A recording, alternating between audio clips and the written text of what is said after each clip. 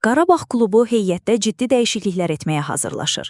Az qala bütün legionerləri üçün təklif alan çempion komandada artıq bəzi oyunçuların satışına qərar verilib. Bu addımın əsas məqsədi isə həm klub üçün maliyyə qazancı təmin etmək, həm də heyəti daha balanslı və rəqabətə davamlı saxlamaqdır. İlk gedən oyuncu Leandro Andrade olacaq.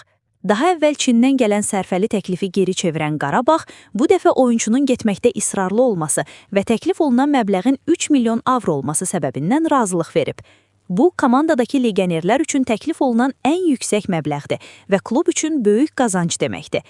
Andrade'nin gedişi həm də onun karyerasında yeni imkanların açılması baxımından əhəmiyyətlidir. Baş məşqçi Qurban Qurbanovun sözlərinə görə Leandro'nun gedişi komandaya ciddi zərbə olmayacaq. Hücumun sağ cinahında alternativ oyuncular Nərman Axundzadə, Aleksey Kaşuk və Camilo Duran var. Üstəlik, Joni Montiel formaya düşdükdən sonra Kadi Borges də rahatlıqla sağ cinaha keçə bilər və hücum xətti hələ də güclü qalacaq. Bundan əlavə, Qarabağ daha bir legionerin, ehtimal ki Pedro Bicalho və ya Mateus Silva satışına razılıq verib. Hələlik, bu barədə dəqiq qərar təklif olunan məbləğdən asılıdır.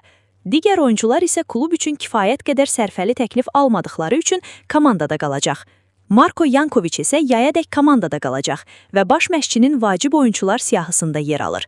Yanvar ayında bütün oyuncular Çempionlar Liqasının play-off mərhələsində Eintracht və Liverpoola qarşı oynayacaq və bu qarşılaşmalarda Qurban Qurbanov onları heyətində görməyi planlaşdırır. Bu isə göstərir ki, hər bir satış klubun strateji planlarına uyğun şəkildə həyata keçiriləcək. Sizcə, Leandro Andrade'nin gedişi Qarabağın hücum xəttinə təsir edəcəkmi, yoxsa alternativ oyuncular komandanı güclü saxlaya biləcək?